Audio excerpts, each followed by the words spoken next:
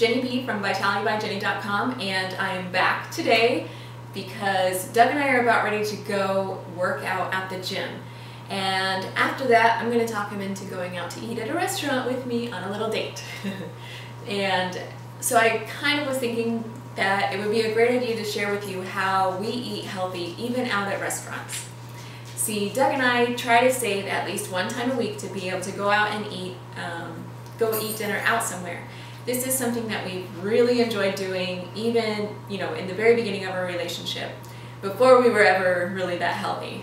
We really enjoyed it then. I think we went out to eat nearly every single day, sometimes a couple of times a day. And of course, once we started to learn more about nutrition and being healthy, living a healthy lifestyle, and really desiring that, then our eating out definitely dwindled off very quickly. And at first we were really kind of sad about it because it was something that we had enjoyed so much doing together. It was such a big part of our relationship, and all of a sudden that was just cut off. And at the time, I assumed that to be able to eat healthy, I always had to eat at home. And while of course I know that eating at home is way healthier than eating out at a restaurant, I also think that a part of our healthy diet or a healthy lifestyle is our happiness. And so we now make time to go out to eat at least once a week at a restaurant because it just makes me happy, and it makes him happy, and it makes us happy. It's a great way for us to spend time together and talk. It's just a really good moment for us. And so I have figured out ways that I can eat out without really devastating my diet. Okay, so like I said, it's of course healthier to eat at home, but you can really minimize the effects of eating out if you follow some simple tips. Okay, so first off is that I know when I'm going to eat out at a restaurant, I'm most likely, not always true, but most likely going to be eating more fat in that meal than in a meal that I would be eating at home. And so I make up for this during the week by not eating as much overt fatty foods at home. But I've even found lots of meals out at restaurants that I know I can go to that it doesn't have any fat at all because they cook it the way that I would at home, or for whatever reason the food itself just doesn't contain fat. So it's not always the case, but I still like to leave myself a little bit of a reserve for when I go out to eat.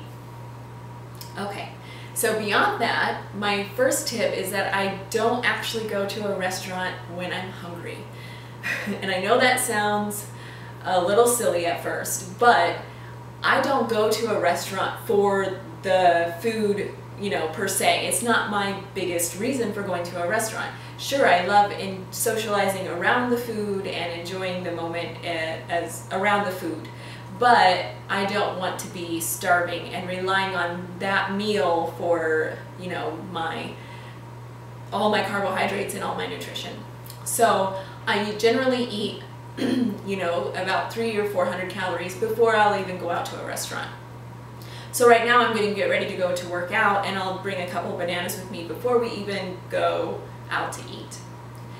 So that keeps me, one, I'm not so starving when I get to the restaurant that, when you're very, very hungry, it's so easy to choose just anything with, a high calorie count, which is going to end up being something fatty and something that you're not going to want to have eaten after you've done it. So this is a way easier choice to make if you're hungry. So at least if you eat a little bit before you go, you're not going to be very hungry, and so you'll be able to make a more rational decision when you get there. Okay, and tip number 2 is I really love choosing my restaurant before I even leave my house. That way I can look at the menu, especially if it's a place that I'm not really that familiar with, then I can go over their menu and I can choose my items and what I'm going to eat while I'm sitting in my house and in my normal setting where I make my best decisions. So I can choose out exactly what I'm going to be eating, and that way when I get to the restaurant, even if the waiter takes a while and I'm getting hungrier and hungrier, I already know what I'm eating. And so I don't even have to look at the menu. It just sits there and I just wait for the waiter and I tell him exactly what I want. So choosing your menu item before you even get to the restaurant can be a very big help. Okay, tip number 3 is to make your own meal. So of course, you know, everything that they have listed on the menu probably sounds delicious and amazing, but it's most likely not going to have very many meals that will suit your diet. So what you want to do is look at all of the side dishes or anything that comes on a meal, or how you can kind of change things around to make it how you'd like to make it. So oftentimes this happens for me because, you know, I'm a vegan. So going out to eat, at a normal restaurant, there's always a choice or two that's vegan usually. But there's so many other choices on the menu that if I just take out and replace a couple things, or 1 or 2 things even sometimes, then it's a delicious meal that I may enjoy even more, you know, but it just takes a little bit of tweaking. So don't be afraid to tweak something that's already on the menu, and come up with your own new favorite dish. And tip number 4 is to just not be afraid to voice your diet, the way that you eat, with your waiter, and ask for his opinion or his advice, his or her advice, about how you and the cook can work together to create something amazing for you. This may look like, you know, just saying, hey, I eat this, and this. Do you mind asking the cook what they can do for me, what they can make for me, you know, out of whatever ingredients they have back there? Just tell them to be creative and send me whatever. And sometimes cooks really, you know, think that that's fun.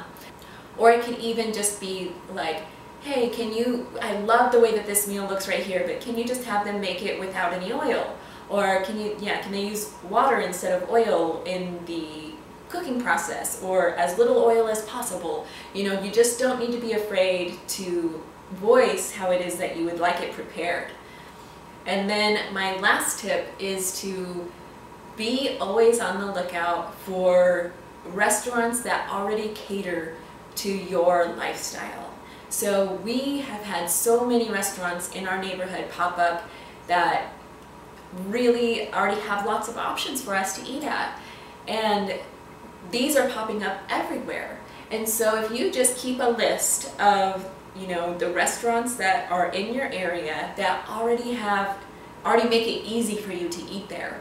You know, keep a list of those restaurants and the dishes that you really like from there. And that way, whenever you're ready to go out to eat, or ready to go out on a date, or your friends are like, hey, let's go out to eat, where do you want to go? You already know your list based on, you know, how you're feeling in the moment. You can choose from that list, and that makes it so much easier in the whole process of going out to eat.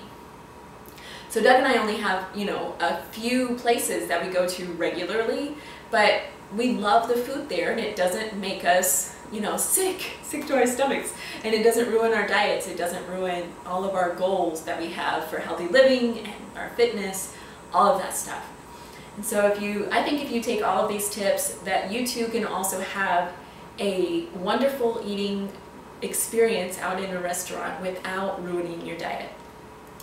If you like this video, please give it a thumbs up and subscribe. And if you would like a free recipe ebook, then you can just visit my website, www.happysexyhealthy.net, and grab an instant download of my free recipe ebook there. All right, I love you guys.